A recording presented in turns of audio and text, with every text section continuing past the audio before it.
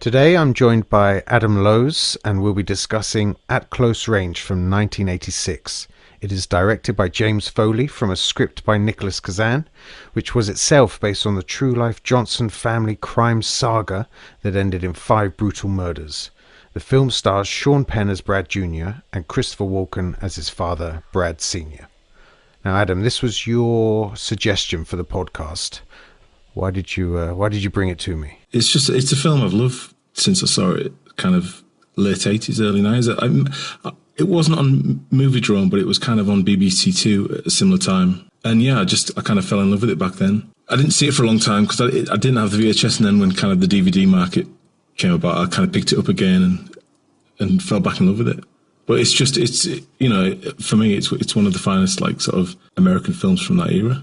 The first time I saw this was in 2004 at a screening on a Sunday morning at the Curzon Mayfair, and it was for the book launch for Richard T. Kelly's book, Sean Penn, His Life and Times, because, I was a huge Sean Penn fan for quite a few years. We did an episode on State of Grace, which I think is really, really fantastic. And there was hardly anybody there, maybe 30 people for a screening on screen one in the Curzon Mayfair. It was really great. Yeah, I was surprised actually watching it again how good it looks, how strong it looks, and how kind of well judged it is as a piece of cinema. It's a piece of storytelling, given how kind of sleazy and horrible the source material was. I thought it's quite a measured representation of that kind of dirty underworld. Absolutely. And I think a lot of that is down to the direction from James Foley, if I'm being honest. And he's definitely got an eye for composition. And he just knows where to put the camera, which is obviously really important. He's had a kind of spotty directing career post At Close Range. He kind of lost some of that cachet with this film, with the Madonna vehicle. He was that girl. Oh, yeah, right. Which obviously have you seen wasn't too, I've seen it, a long time ago, but it's kind of, I wouldn't really sort of class it as memorable. He did go on to make the underrated Jim Thompson adaptation of After Dark My Sweet. Oh yeah, right. Don't know if you've seen that, which is really great. And then obviously he did Glenn Ross, which is probably what he's arguably most well known for. He kind of found his feet sort of commercially, if not critically, with the final 2 50 Shades sequels, which is a bit of a odd move for him. After At Close Range and Glengarry and Ross, you'd have thought it would kind of put it. Yeah, it should be flying to the sort of absolutely the A-list. But I listened to a podcast recently where he was the subject, and it sounds like he kind of burnt his bridges in Hollywood. They weren't specific to what he did, but those 2 50 Shades sequels are a way of him sort of getting back into the clawing his way back. Yeah, that's it. It's his pension. But But I've had a look at IMDb, and I've yet to see. I don't think there's anything else that he's got lined up at the moment. But do you know how he came to be involved in At Close Range? I think it was it through Madonna? I thought James Foley knew the producer Elliot Lewitt, who had commissioned Nicholas Kazan to write a script based on the magazine article in the Philadelphia Inquirer about the Johnson family. And Bob Rafelson was attached to direct for ages, and he's another guy that certainly burnt all of his bridges. And they just couldn't get it funded with him. And Foley had been in the background, having read the script for a couple of years, saying that he wanted to get involved if Rafelson drops out. And so I think in parallel, Sean Penn had received the script through his girlfriend, which was Pam Springsteen, Bruce Springsteen's sister, who he was seeing. And Sean Penn had been in a film called Taps. Have you seen that? The film about military school. It's got a very, very young Tom Cruise in that's right, a supporting role, hasn't it? Yeah. And so also in that film was Billy Van Sant, whose brother is Steve Van Sant in the E Street Band. So that's all goes back to Springsteen. Yeah, it all kind of circles back.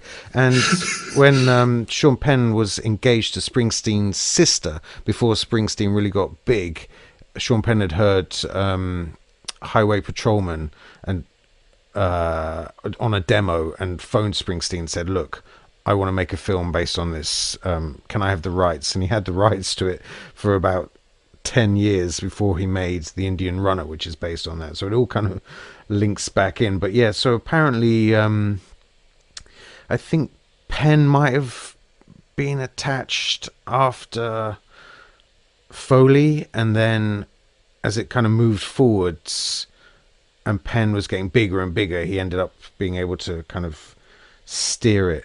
I think that basically Hemdale said they'd fund it if Sean Penn was attached, and so then he was able to kind of cherry pick or confirm like Foley's place, because he'd auditioned for one of his earlier films and didn't get the role, but they'd stayed in touch. Right.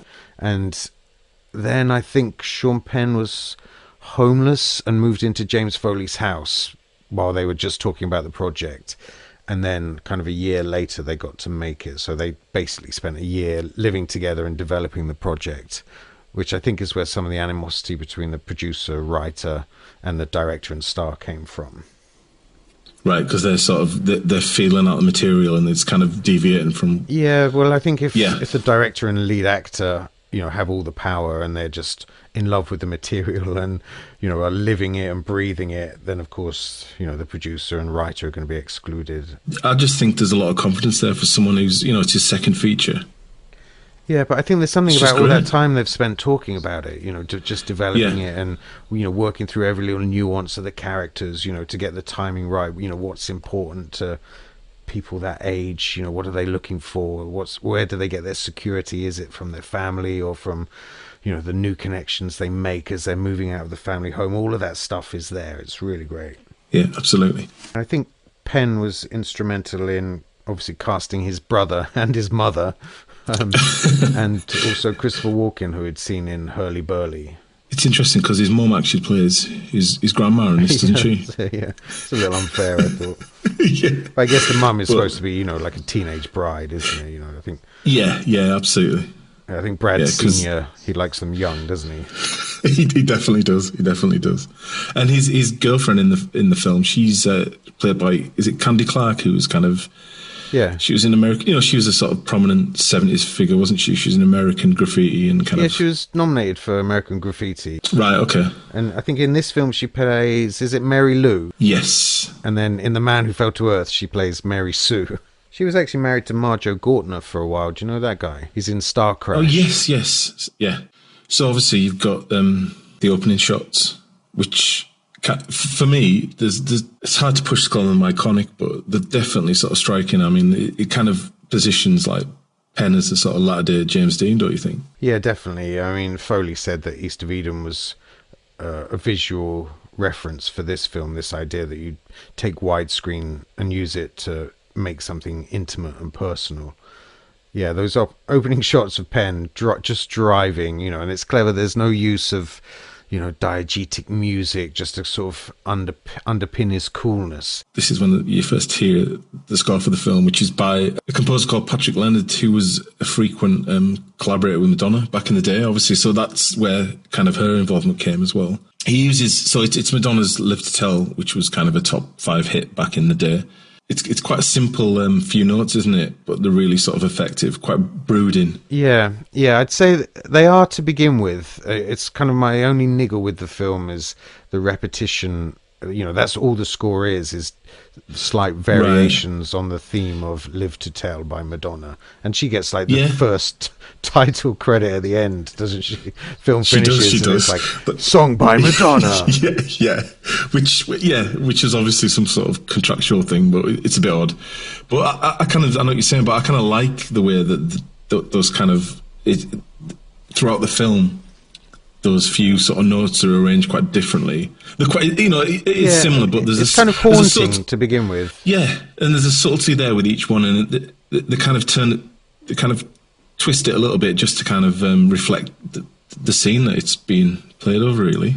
Yeah, I guess you're right, but I mean, if you went out and bought it as a soundtrack, oh yeah, it'd be it'd be like a 3-hour version of the same song. It'd be like torturous. Yeah. You know, to be fair, I always remember that opening, the opening music that was the first thing that really grabbed me. You know? The first 4 or 5 times they use the music it is really effective and haunting. Yeah. And then, you know, I'm just nitpicking for the sake of finding something negative to say, but a couple of times it does sort of like, okay, you could have just come up with another theme, something different. Yeah.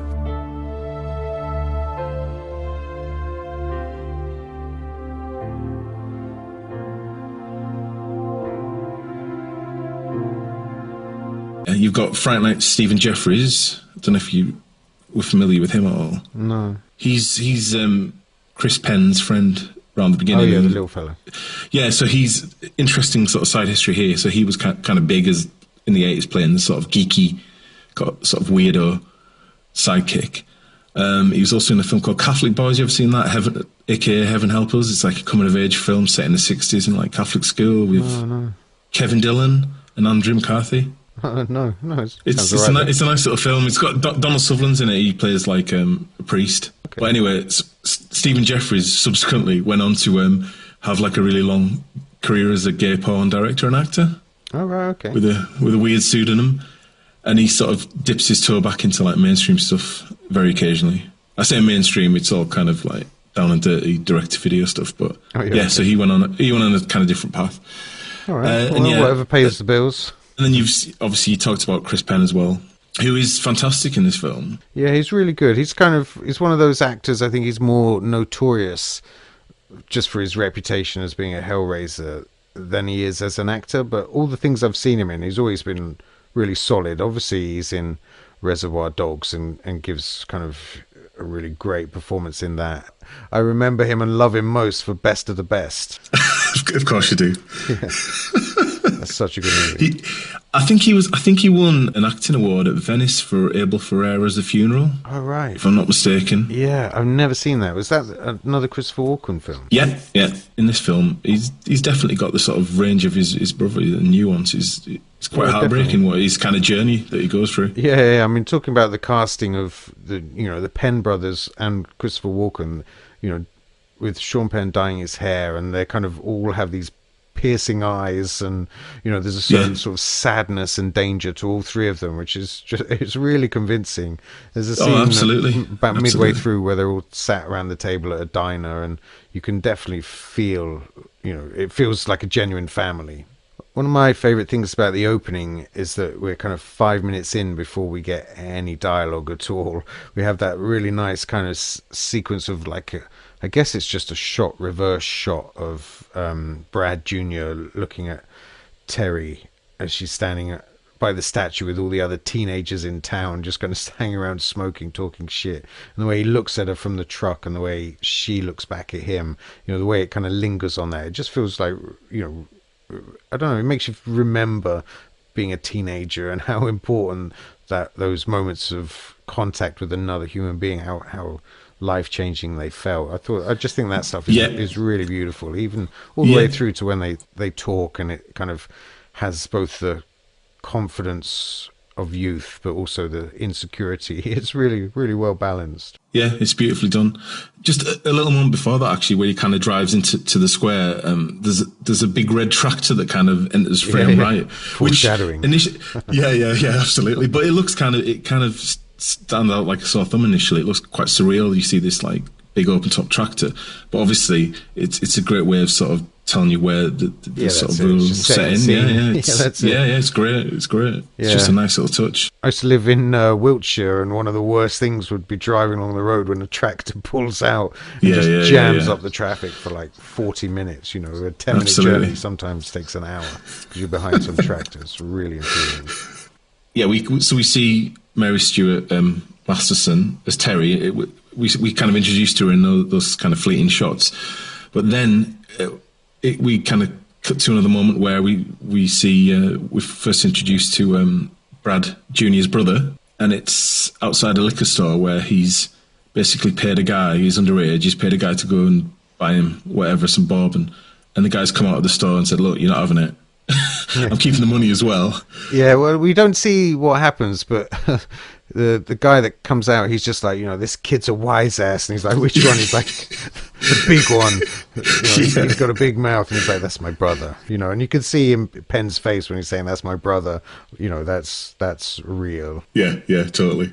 And I think Chris Penn flips him the bird as well, doesn't he? This guy, as if it's kind of behind his brother. So then he doesn't get his drink, and he doesn't, and you kind of half expect to see Sean Penn's get into fisticuffs really with this guy. Yeah. But he does something entirely different, what you don't expect.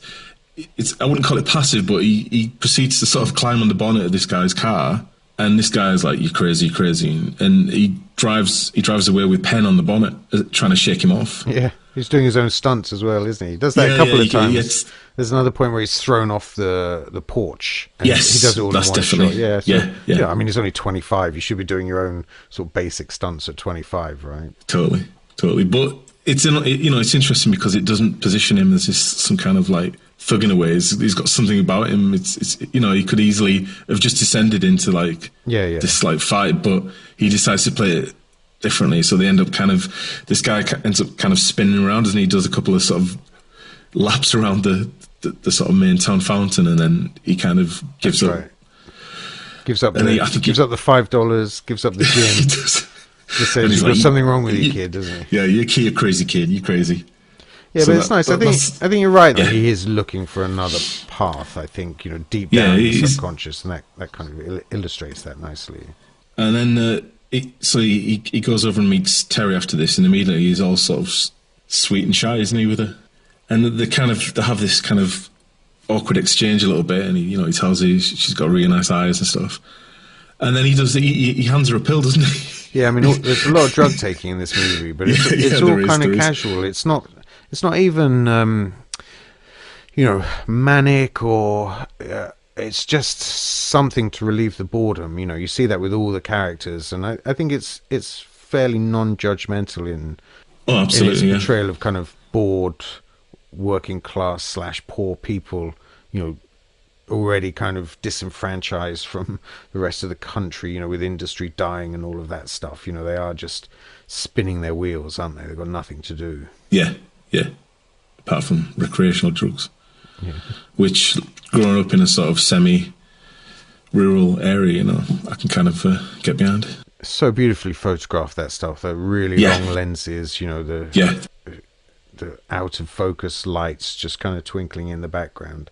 Yeah, I can see why at the time maybe the reviews were quite critical of its glossy look. If you think of the films that were kind of out winning Oscars at this time period, you've got stuff like On Golden Pond and Out of Africa and Passage to India. I mean, it's the complete opposite of that. It's like a whole new cinematic style, and I can see why people might have just not known how to read it. Yeah. But I think that's why it stands up so strong now, because it looks very bold. It has its own kind of visual style. Absolutely. And I think these scenes really typify it. They're so beautiful, and they just look like beautiful young kids falling in love. It's really nice. And Penn looks great as well, doesn't he? He's got that movie style look completely. Yeah, definitely. Yeah, like I said, I didn't see this at the time, but it's nice to kind of step back and see him, before the sort of grizzled, grumpy old, Team America Sean Penn that we have nowadays. I mean, I don't know too much about his kind of early life. I know he's sort of born quite comfortable.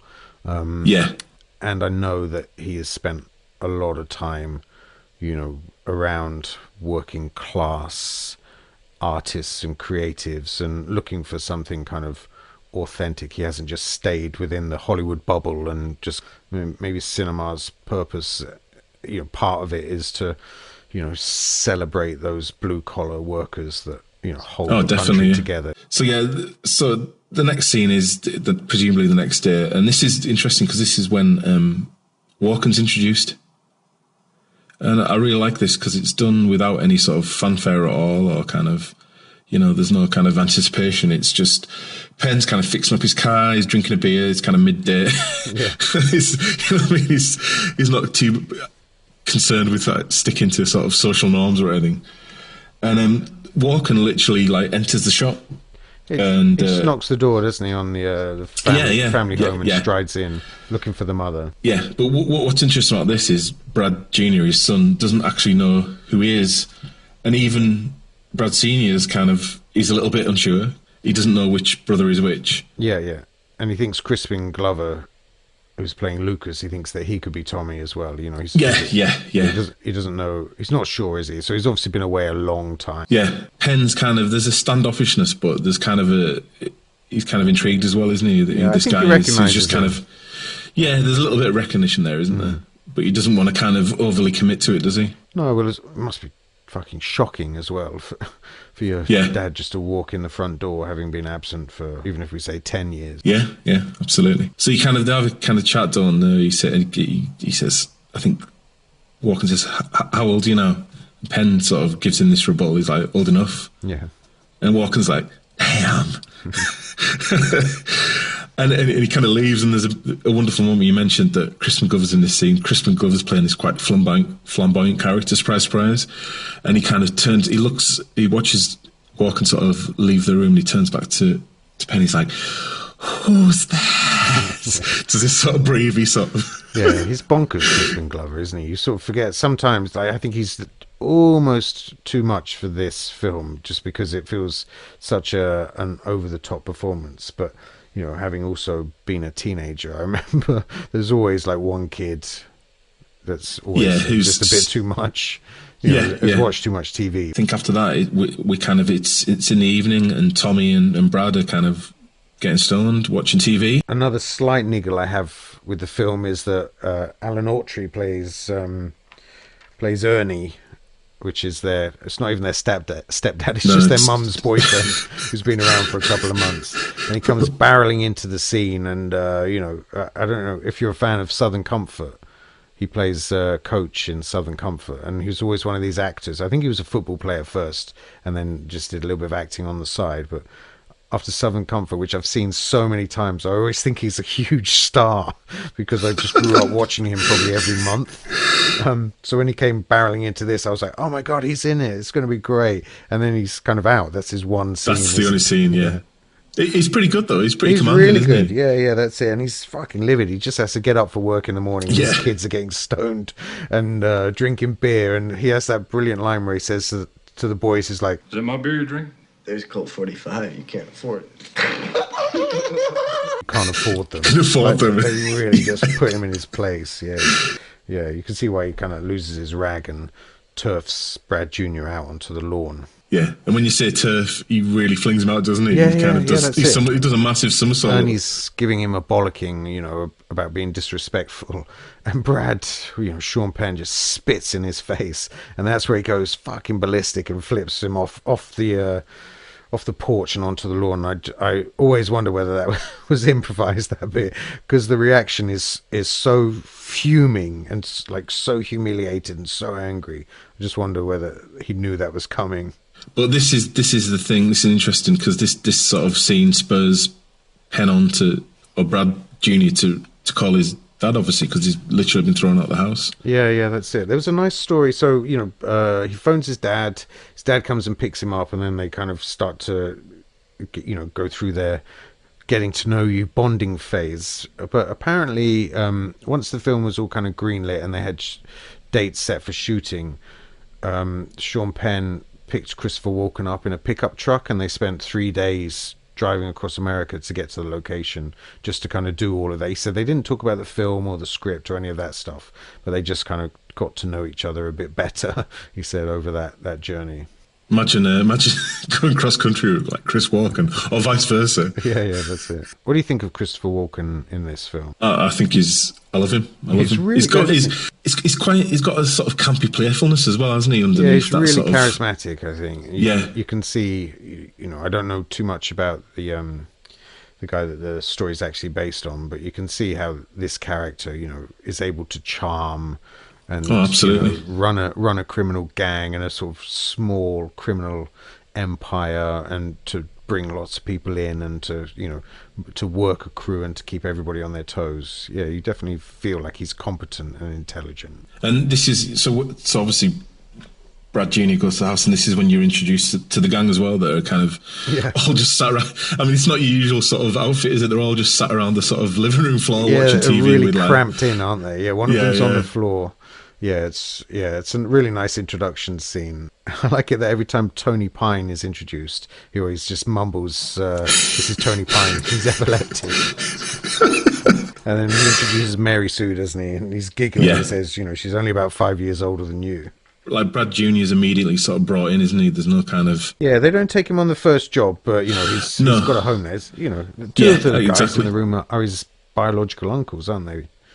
Yeah, well, he says that's Tracy Walt's character. He says, "This is your Uncle Patch." Now, when I was when I used to watch this, I thought he was just kind of an uncle in the sense of like he was being kind of sarcastic, as in like. No, this is his kind of actual looked after him. brother, I think. And Right. the R.D. Cool character is supposed to be a biological brother as well. R.D. Cool plays Dickie, and he was also Dickie. Pat in State of Grace, and he's in a Yes. few other Sean Penn films. Yeah, it's a cool gang, isn't it? And what's really nice, you get the introduction, you kind of see them, they all look a bit like deadbeats sat around in this cramped lounge, you know, watching TV, like not really doing anything. But you realise quite quickly that they're waiting to go out on a job, which is why they're all gathered there. So Brad Jr. sits down and they all just get up and go out on a proper robbery. It's great. It starts with that kind of there's an overhead shot, isn't there, of them breaking the glass on them. That's right. And it's just it's really well orchestrated, and it's shot beautifully as well. And I suppose it kind of illustrates like just how sort of adept they are at the job, really. This sequence, it kind of reminded me a little bit of Thief, the James Caan, Michael Mann movie. That's interesting because that's when I watched the film again last night. That's exactly what I thought. I mean, it's not as slick as that, is it? But no, but it's a good double bill, isn't it? You sort of you get the city criminal, you know, who's a bit of a bastard, and here you get the country bumpkin criminal who's a bit of a bastard. Brad Senior slowly starts to sort of bring his son into that world, and the first thing they do is they start by doing a bit of money laundering. It's a really nice scene, that, isn't it? Yeah. It just sort of explains to you how crystal clearly what money laundering is and how to do it. It's a very simple illustration of that, isn't it? I thought it's really good because you're like, oh wow, it's as easy as that. Basically, they purchase the car and they drive it literally across the road to another dealership. Good afternoon, sir. Yeah. I just bought this car. 5,500 is a cherry. Just give me 46 for her. Why selling it? I don't like the radio. This is where Brad Jr.'s kind of becomes like kind of enamored by his dad's sort of devil may care. He's got that devil may care. Yeah, absolutely. And he is cool. You know, Absolutely. this is Christopher Walken, just kind of really loose and comfortable. And I saw a review at the time that compared him to like a manic Little Richard or something. You know, he's got this sort of weird roller coaster accent as well, isn't he? Yeah, he goes to visit Terry at a farm where she lives with her parents, and this is where you get a real good look at the sort of gorgeous sort of landscape. Yeah, that sort of rural Pennsylvanian setting. Yeah, I love how far he walks to see her as well. You know, again, there's something definitely authentically teenage about. Oh, I'm going to go and see someone, and walking for like 2 hours to go and see them. You know, especially a girl, and then he spends 10 minutes with her. And then walks home, you know, and he's quite happy with that. You know, he doesn't feel like he's wasted his whole day, which, you know, when you get into middle age, you know, every 5 minutes that you have to give to someone else is you know, you resent it. I just wanted to talk about Mary Stuart Masterson. I mean, again, the cast across the board are really excellent, and she's great. She's obviously older than 16 herself when she's playing it, but I like the fact that she's a typical teenager. You know, she thinks she's more mature than she is. Which obviously is quite disastrous sort of later on in the film. Yeah, that's when she tries to sort of assert herself in front of the gang. Yeah, it's part of her undoing, isn't it? Well, not Absolutely. her undoing, but it definitely brings her. It sets that chain off, doesn't it? Chain of events that sort of But so she's great. She's really good. And then there's a fleeting moment where Brad Jr.'s mum. She says something, you know, words to the effect that don't be suckered in by your father because that was what's happened to me. Yeah, that's what happened. But she's not particularly like strict about it. She just kind of offers. No, and you know, just in her choice of words, she ends up kind of bonding them together by calling one Big Brad and one Little Brad. You know, it just sort of it somehow cements the relationship instead of putting a wedge in, which I think was probably what her intention was supposed to be. What's mentioned early on when the first heist is the fact that Tommy isn't actually Brad Senior's biological son. It's inferred that he might not be. Yeah, it's Patch just like stirring shit, isn't it? And then there is a little bit of ambiguity, but then when they're in the car, so Tommy gets in the car and he's really happy to sit in the back seat, and then Brad Senior is quite dismissive of him. He calls him like the bastard, doesn't he? Yeah. And he's like completely deflated, isn't he? And he kind of it's heartbreaking. And this is when Brad Jr. kind of turns to his brother and said, "Hey, you know, Are you okay? Yeah, it's interesting that Brad Senior kind of he calls him a bastard because you see this like flash of sort of malevolence a little bit, don't you? That you haven't really the cruelty is there. Yeah, that you haven't really been privy to before that. I love the central dance of the father and son. You know, as they fall in love and fall out of love and then go to war. You know, it's it is. I think Nicholas Kazan compared it to a Greek tragedy. So we're introduced to Lester in that scene. It's a little bit clunky. There's a bit of exposition in there that Lester kind of spews out. He's like a geriatric criminal still trying to keep in the game, isn't he? But he's also a police informant, and everybody knows, and it's a small town. But he kind of what you're talking about there. He kind of illustrates it himself in the dialogue, which is a little bit. Yeah, but he tries to pitch himself as like the mastermind that's playing all the angles and like Kaiser Soze, but he's not. He's just a banana basically. Yeah, and Walken has got zero time for him as well, hasn't he? He's betrayed him once, hasn't he? So that's it. He's done. Brad Jr. pulls together his crew, which we chatted about earlier, which is the sort of young. Yeah, that's it. The kiddie gang. Actors and they just go out stealing tractors in quite a nice sort of 80s montage of theft and tomfoolery. Yeah. There's a nice shot. There's a nice shot where they're like football players, and it's a slow motion, and I think they're actually on like a football team, and they kind of jump up together and kind of high five each other as if they're about to do like a play. I was going to say that I love the cut there. So as you get this sort of the end of a euphoric montage of robbery, and then as they leap up into the air in slow motion, then you just get the sound of a shotgun that ends that shot before it's over. You just get like the boom of a shotgun, and then you cut to them like racing into the field as you see the farmer coming out and blasting them. And this is when Brad Jr. gets buckshot in the face. So you can't just get away with it all the time. You do see that there's people out there who are suffering because of what they're losing and are willing to fight for what's theirs. There's also a nice little moment where the gang are kind of, it must be like post-robbery, but they're all kind of sat around having a beer and stuff. And Brad Jr. is sort of spinning these sort of yarns that he's been told by his own dad and his uncle. So, though, isn't it? Yeah, it is.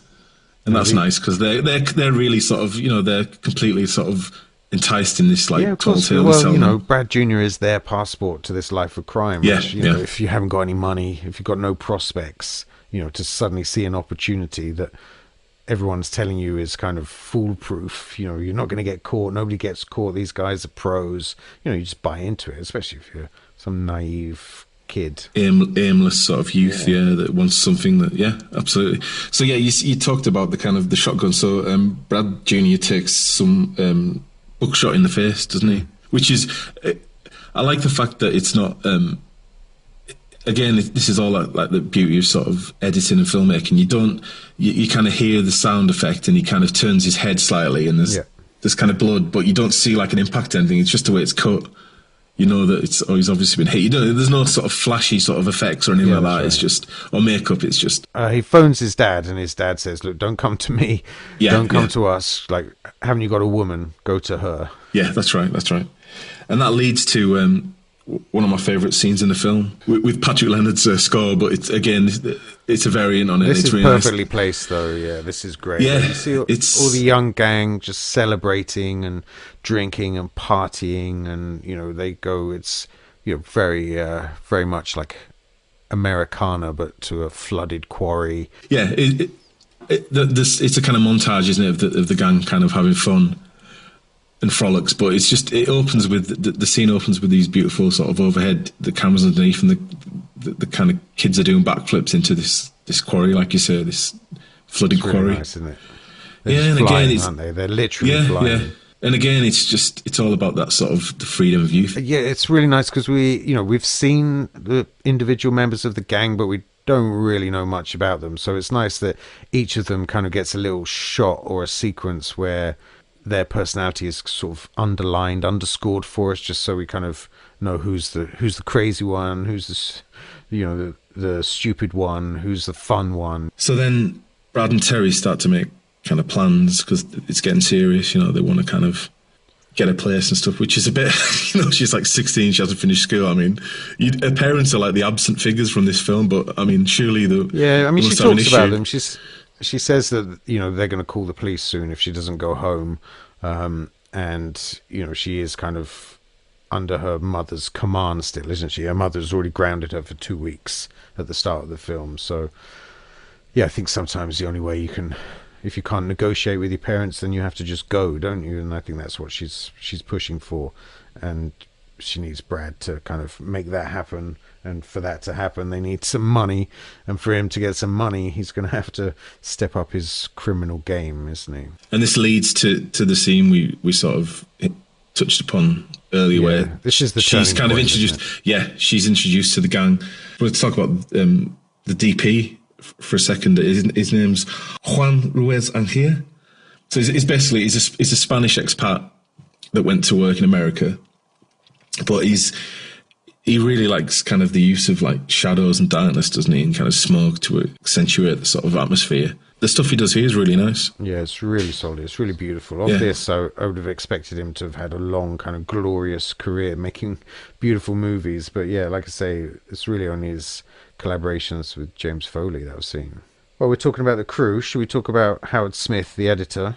Yes. Did you look at what he's done? Go on, tell me. He did Near Dark, The Abyss, After Dark, My Sweet, Point Break, and Strange Days. Oh yeah, so he's definitely in my sort of wheelhouse. The scene is Terry has kind of talked Brad Jr. into going to see his father at a local bar and to talk about Brad Jr. really joining Brad Sr.'s gang. And it's a scene with the two of them. She's sat on his knee, and they go and speak to the whole gang. And it's one of those scenes where, the scene leads with them, and you stay with them as they sit down and sort of pitch their, proposal. And then you realize what a massive misjudgment it was when I think the character Boyd, peels off from the table first and just walks out. And then, Dickie, the brother, goes. He gives Patch's chair a massive kick. He leaves. What's his name? The epileptic. He goes as well. And so, and then they ask Terry to leave too. And it's just father and son sat there. And he's like, "Don't you ever do that again, boy." He's so angry, isn't he? Hisses at him, doesn't he? Yeah. And that's when you realize, the danger that this man poses. I think the rage that he has there of being like humiliated in front of his crew by his kid and his kid's dopey girlfriend, that's how he's seeing it. Yeah. And I think it's a really nice reaction from Brad Jr. because he's just stunned, isn't he? He's really kind of just doesn't know what to say or do. His face just goes completely blank, like that thing when you're being bollocked by a parent where you're just like don't know what to do now. I'm just gonna have to let it play. There's a little interim scene with Brad Jr. and Brad Sr. walking in the woods, and Brad Sr. starting to explain to him the kind of hierarchy in the wider kind of criminal organization or network. I know guys, and Tony Pine knows some. Boyd, my brothers, everybody knows some people. These people know people. Before you know it, everybody you got to know to get the job done. They have a little spliff in the barn, and then they're straight into kind of gang robbery number one. And it goes pretty well for Brad Jr. I mean, we start with the classic kind of back of the van stuff where he's sat nervously looking at the guys, the seasoned veterans in the gang. And then they're robbing what looks like an old medieval castle. Yeah. So it's going really well, and then the security guard is disturbed for some reason, and he comes out where Brad Jr. is keeping guard, and via a bit of quick thinking, Brad Jr. kind of points his walkie-talkie at the security guard like it's a gun, and stops him from sort of alerting the police or whatever, and they manage to kind of hightail it out of there without any issues. They go out for like the post-robbery dinner at the local lobster shack, and everybody's patting him on the back, and spirit high. Yeah, that's it. And his father is especially pleased with his contribution. Yeah, there's a real sort of look of pride across Walken's face as the rest of them. Yeah, that's it. You just think things are just going to go better from here. It's just going to get better and better for these guys, this family. Across the restaurant, they see the chief of police sat in the kind of general area. They've got a nice kind of booth high up in the restaurant, haven't they? And they see the chief of police, and then Lester sits down and joins him, and doesn't realize the whole gang are watching the table. It's a really nice moment from him, that the actor, he does this sort of double take, and then this kind of faux smile where he's like, "Oh, guys, you caught me at it again." Sheepish, I believe is the appropriate term. So yeah, he kind of they kind of leave the restaurant afterwards, and Lester's kind of sat there and he sprawled over the bonnet of one of the cars, and he's kind of being all pally with them. And well, he keeps saying he wants to rejoin the gang. He wants to come out on a job. He wants to be part of the team once more. And they say, well, we're going out on a job right now. This is it, now or never. And so he gets in the car, and then they're trying to get him to catch up because they've all been drinking and taking drugs. So they just plaster him with booze and amphetamines or something, and he starts tripping his nuts off pretty quickly. But they make their way to a river, and it all goes kind of... Well, it doesn't go too well for Lester, and it really is the sort of pivotal point in the film in terms of where it goes from there. So Boyd takes Lester down to a river and proceeds to push him under and basically drown him. And it's really kind of casual, isn't it, how he does it? It's really cold-blooded. Yeah. He actually holds Lester's head down with one hand, and he lights a cigarette with the other. Brad Jr. now has seen the true extent of what the gang will do to obviously maintain their... Yeah, and there's something very kind of commonplace about the murder. It's something that they're obviously accustomed to doing. Yeah. There's no kind of debate about it. It just happens very organically. And I think there's something about how cold-blooded it is. It just kind of really affects Brad Jr. And his dad just turns to him and puts his finger to his lips and just says, shh. Like that. That's really... Yeah, bone chilling. That. Yeah. If you got Christopher Walken doing that to you, you're not going to. Your balls shrinking up into your stomach, aren't they? Straight away, Brad Jr. We see him the next morning working on his truck, trying to get it fixed, and he's talking to his brother, and he's just saying, "Look, I'm going to get a job. I'm going to earn $10 an hour. There's nothing wrong with that. It's good living. It's honest work. It's time now. It's time to grow up." Basically, it's almost like he's saying it to himself, but this sudden realization that a life of crime with his criminal father is not as attractive as it may have once seemed. So enter Brad Senior, all kind of jubilant still from the night before, and from a night of robbing and murder. Yeah. And he's cut off by his son. You feel the bravery of Brad Jr. in that moment where he's just like, "Look, I'm out. I'm not doing this anymore. I want to have a good life. I want to settle down with my girlfriend and, just kind of be an honest person." And his dad's just like, "How are you going to afford to eat? How are you going to afford an apartment? How are you going to keep your woman happy? How are you going to do all these things without money, doesn't he?" Yeah, it's safe to say he doesn't kind of take the news well. So then we next see Brad Jr. back with Terry, making plans basically to start. He's got this romanticized kind of idea of starting a new life with Terry. They're going to go and live with... Is it her uncle? Yeah, but I mean... Go and live with her uncle. He can get like a job down there. They can make a life.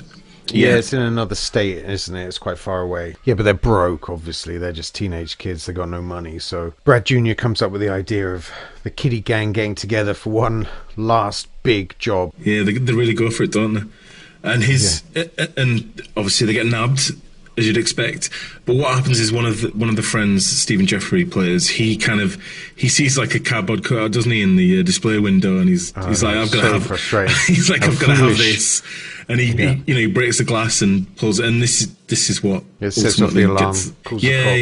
Yeah, and they're busted basically. Next sequence is them in jail. The kiddie gang have all been arrested, and they all get bailed. They've all got low bail, apart from Brad Jr., who I think we're led to believe the DA suspect is the ringleader of the kiddie gang, and they want to keep him there because of obviously his connection to his father and his father's gang, the bigger fish, I suppose. And this leads to Terry visits Brad Senior to ask if she can go on a prison visit to visit her.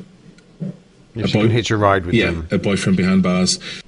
Brad Senior and Crispin Glover's character. So they essentially abduct her and they kind of plying her. She's sat in the truck. She's sandwiched between the two, and Brad Senior's kind of plying with alcohol. They take her, instead of taking her obviously to see Brad Jr., they take her to a motel room. I say it's a pretty grim scene, because you kind of twig early on as they're plying her with bourbon and getting her to kind of relax that she's in a lot of danger. You just feel it already. Yeah, he doesn't necessarily start off with the idea of kind of raping her. Yeah, but I think, you know, she's, even though they've gotten her quite drunk, she's still very defiant. And, you know, Brad Senior is saying, stay away from my son, keep away from him, and she's like, no, I love him, I want to be with him. And he's like, aren't you scared of me? And she just says, no, I'm not scared of you, let me out of here. She's trying to leave, and I think it's him just trying to, you know, exert himself, dominate. Yeah, that's it. Yeah. It's a horrible scene, isn't it? Yeah, it's difficult to watch. I mean, it's not even protracted, you know, it's just the atmosphere is there, and then the moment it kind of escalates, they cut away, you know. Her screams kind of leak into the next scene, don't they? Yeah, it's very well judged. Yeah. You know, it's not gratuitous. You don't see anything graphic, but the build-up has been intense enough that you know what happens without having to be shown it. The next sequence is her at Brad Junior's house, sat with the grandma. So she hasn't gone home to her own house. She's gone to sit with his grandma, and she's in a dressing gown. She's been showered and cleaned off. So yeah, she kind of breaks down, doesn't she, with the grandmother, and she's kind of comforted. The sequence runs that in that scene where Terry is with Brad's grandmother, the camera tracks back, and then on the cut it tracks in really quickly as Terry finally visits Brad in prison. So you get this sort of in and out really? Okay. camera move, yeah, that follows her in. And we don't even see what they say, but we know that she's told Brad exactly what's happened, because the next thing is him calling in the DA and, you know, offering to give state's evidence. Doesn't go down too well with Daddy. Yeah, well, they start issuing subpoenas, don't they? So we see Tommy get a subpoena, and I think that's enough for us to know that everyone's got one. Basically, everyone that's involved is getting subpoenas. You know, we're back with Brad Senior, and it's clear he's not a happy guy. He's doing these big donuts in his truck. He's screaming. You know, he's completely enraged. That happens for like a good sort of few seconds, and then he sort of stops, and the camera goes to a crane shot, and it comes down slowly, makes its way, so it's kind of parallel with the windshield, and the dust settles, and we just see Brad Senior kind of sat there very still, looking down at the dashboard, and he just kind of looks up past the camera with these two, like, these dead eyes, and we're like, yeah, this is we know what the outcome's going to be now. Very quickly we're into a sequence of murders. I mean, quite nicely done, that all of the murders take place in the same place. You know, the idea that they pick up these boys from the kiddie gang and they walk them out across the fields at night looking for tractors, and in reality they've dug graves for each of them, and they just execute them and drop them into the graves. We see Lucas go first, the other guy, Stephen Jeffries. Yeah. we'll just call his character Stephen. Let's call him Stephen Jeffries. But then we get to Tommy, and this is this cold, man. It's cold. He picks him up, doesn't he? He's at the fairground with Kiefer Sutherland and a couple of chicks, and his dad just picks him up and takes him out to the field where we've seen two previous executions. Well, it starts with they're in kind of silhouette, and then on each of them you get this kind of beam just come up and illuminate their face. It happens with Tommy, and then with Brad Senior, so we know exactly who he's stood with, and then the lights stay on. You just get this kind of rich golden light over their faces with the blue, kind of deep blue of early evening behind, and the grave and the rest of the gang standing in the distance is really ominous. Yeah, Yeah, and Brad Senior starts talking about a story about a coyote.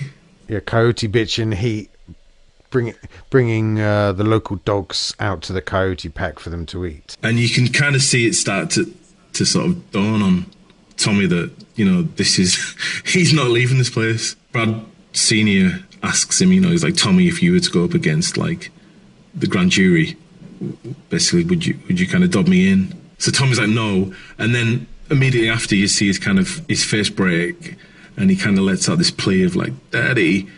And then we're back on Brad Senior, and he's like, liar. And then the gunshot goes off. It's just chilling. It's just chilling. It's cold hearted, isn't it? You know, I think we all kind of grew up a little bit afraid of our dads, don't we? And I think, you know, this idea that they could just kill us, you know, you sort of forget that, don't you? You know, in the wild, it's not uncommon for a male lion to just kill his young. You know, there's not a shred of desperation as if he's trying to like really cover it up, desperately cover it up. He's just... Yeah, that's it. Yeah, there's no internal conflict. No. He's very just decisive. Yeah, he's got a clear line of what needs done. So yeah, Brad's now released from prison. He's back at his home with Terry, and he's talking to his mum and grandmother about their plans to leave. There's a nice little moment. He goes into his bedroom and he kind of looks at the adjacent bed, and it's obviously Tommy's, and he just touches Tommy's pillow. It's just a beat, but he kind of, he touches that and walks away. So then we go back to Terry's sort of strangely vacant house. Her parents never seem to be there. And yeah, Terry's getting her things together, and kind of Brad's fixing up the car, isn't he? We get a really nice shot on Brad Senior and his gang sat around a dining room table working out whether or not they're going to kill Brad Jr. I think, you know, we see Brad Senior and his two brothers making the decision, and even Boyd, you know, who's not related, it's too much for him, you know, and we've seen him drown a guy with his bare hands, and the idea of killing Brad Jr. is too much for him, and he leaves the gang at that point. So we're back with Terry and Brad Jr., and they've packed up the car, they're ready to go, everything seems kind of hunky-dory. And I think Terry, she's got a kind of throwaway comment like, did we feed the dog? And she kind of looks round, and then all of a sudden, bullets start hitting the car. I mean, the car gets riddled with bullets. Yeah, and as did the hailstorm, isn't it? Yeah. Yeah, and I think in real life, Brad Jr. took something like 15 shots, you know, including one to the head, and survived, but the filmmakers were just like, nobody's going to believe somebody survives such a hail of bullets, so they cut it down to 7 to try and make it credible. And it's still a really vicious kind of scene, isn't it? The two of them are kind of thrust, you know, being thrown back and forth in the seats. Yeah, it's ugly and brutal, and you know, there's nothing kind of thrilling. You know, it doesn't even have that sort of Bonnie and Clyde sort of. You know, you get a kind of giddy moment watching the massacre at the end of Bonnie and Clyde, where or Head 209, you know, where it's just there's some kind of thrill at the carnage. With this, it just like it's this is just cold. This is cold, yeah. It feels like that's the end of the film, right? Yeah, that's absolutely, it. absolutely. They've been executed. It's all done. We've been cross-cutting back to Christopher Walken in the bar. You know, Brad Senior's worked out his alibi. He's there with Tony Pine, and they're just chilling, drinking, laughing. Brad Jr. miraculously survives. I've spoken to you about this, Shane, before, but this is just like, for me, this is the kind of where the film, James Foley kind of brings out a visual poetry to it all. We start with sort of a tableau shots, and it's kind of body parts, and it's obviously Brad Jr.'s body parts, and he's hosing himself down, and there's these, you see the kind of the bullet entry holes and the kind of water. I think it's slow motion as well. It's kind of the blood's being washed away, and then he kind of adjusts himself and he starts kind of tying up his wounds, but the blood's, you know, the blood's still seeping out. I think, you know, if you in a traditional sort of thriller, you'd see the kind of the hero kind of struggling through, but you know, it's much, like you say, it's much more stylized here, and I think that's what kind of makes it all the more memorable, you know. Hey, Dad. Good job, Star. Yeah. I just told them to pack of lies. Now I'm just running where they can't find me. That's good. Nobody can find me. You got a beer? Walken himself, he doesn't really. There's not a great deal of surprise is there when he comes to the door. He's not lost for words or anything, is he? He just kind of No, accepts him in. there's almost, yeah, and there's kind of a glint of admiration as well, you know. That he's made it, yeah. Yeah, but I mean, what's he thinking? You know, that maybe somehow Brad Jr. intercepted his brothers and has executed them, and you know, is standing here before him. You know, he doesn't really know what's happening. Yeah, I mean, I guess it's when you've got like two powerhouse performers like that facing off against each other. You know, there's lots of things you can read within their sort of delivery and their faces, which makes it that all the more compelling, really. Brad Jr. talks to his dad and he's like, "Yeah, I'm okay. You know, I'm fine.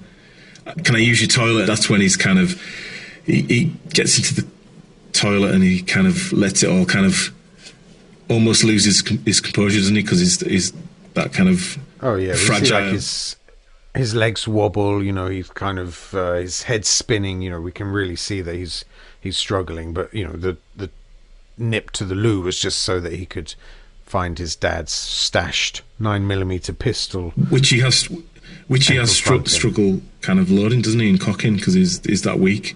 It doesn't feel like he's really got a kind of plan other than, you know, get the gun, put the gun on his father, and then he just, you know, talks to him about, well, I think we see blood running down his hand, don't we? So, you know, he knows that it's time just to drop the bullshit, and he's asking his father whether that, you know, that was the gun that he used to kill Tommy, to try and execute him, you know, and his dad's just brushing it off and, you know, trying to save himself still.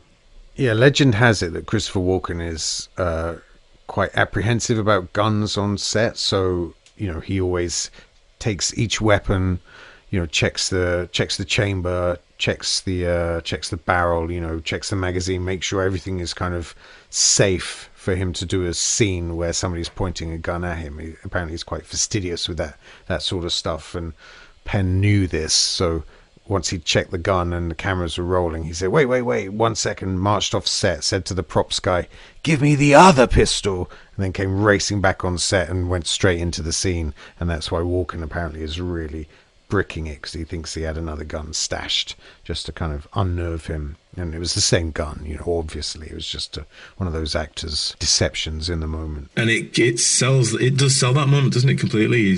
There's a really nice sequence with Christopher Walken where he's you know, just saying to his son, you know, what is it that you want to hear? What is it that I need to say? You know, do you want me to tell you that I love you? Because I do. You know, you're my son. I love you. You know, no matter what. And I think that sort of keeps Brad Jr. on the back foot. Delivered very sort of Walken-esque as well, isn't it? With that it's convincing, staccato sort of, you know, was like, what do you want? I love you, son. Yeah, I love you. Yeah. Is that what you want to hear? Yeah, I mean, and it's convincing, you know, he's a great actor, but I think also Brad Sr. is a great charmer and a great bullshitter. Yeah. And so when it's delivered, it's really convincing, you know, and it's only as Brad Jr. slips to the floor, you know, he turns fucking bright purple, you know, we know now that something is hemorrhaging in his vital organs, and he slips to the floor. He's still got the gun on his dad, but he's turned bright purple. You know, we see that consciousness is, you know, he's only a step away from losing consciousness. Yeah. And that's the point when any dad would just be like, okay, fine, look, let me help you, let me at least dress your wounds. And Brad Sr. just stands there, doesn't he? Stands back, as a sort of wry smile on his face as he's watching his son slip away. I mean, we hear sirens in the distance, but that's how the scene ends. We don't even know what the conclusion is. Just this quiet moment between a father and son. There's one key line though from Brad Jr. before he kind of slips down, and he just says, "I ain't you," in response to kind of avenging his kind of friends and family.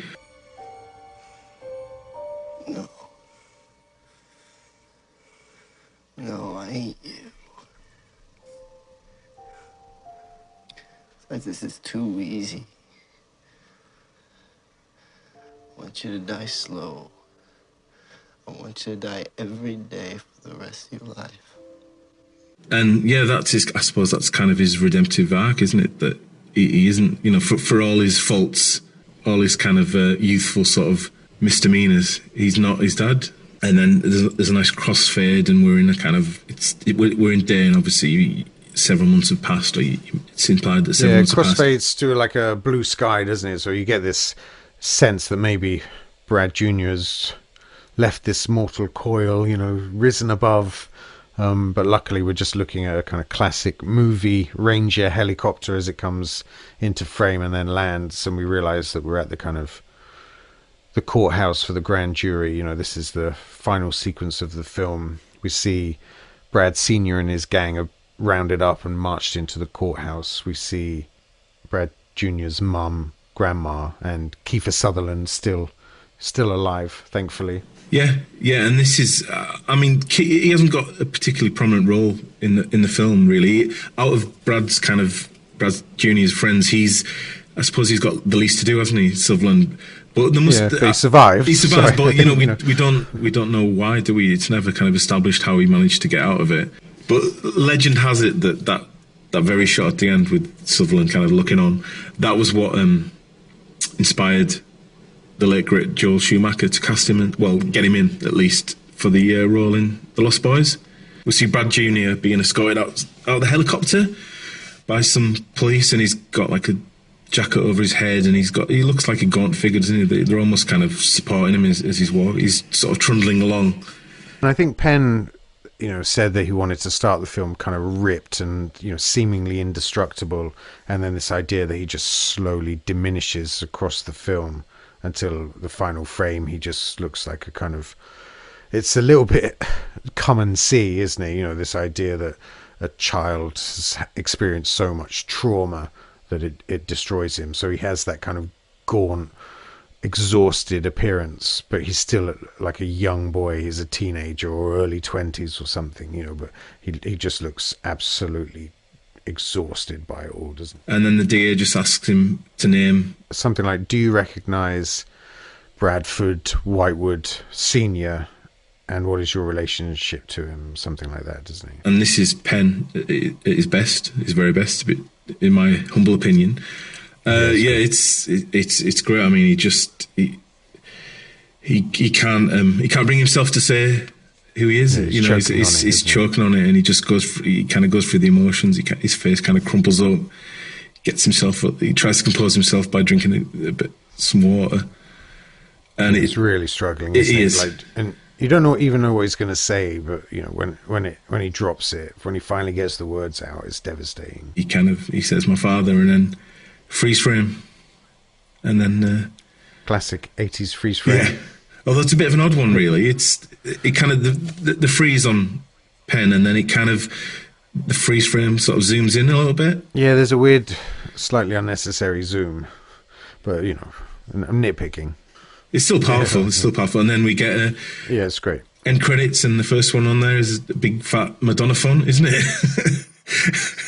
It's one of those films that I'm always kind of, I chat to friends on Twitter, and people don't know as well on film Twitter, and I'm like, if they've never seen it or they don't know much about it, I'm always kind of like, yeah, you got to watch this. I'm always kind of championing it.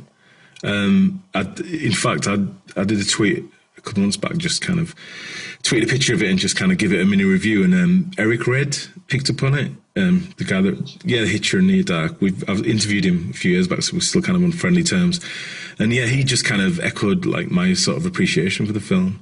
I mean, I think it completely deserves a kind of place amongst some of the best, the best offerings of that decade, really, in terms of US cinema.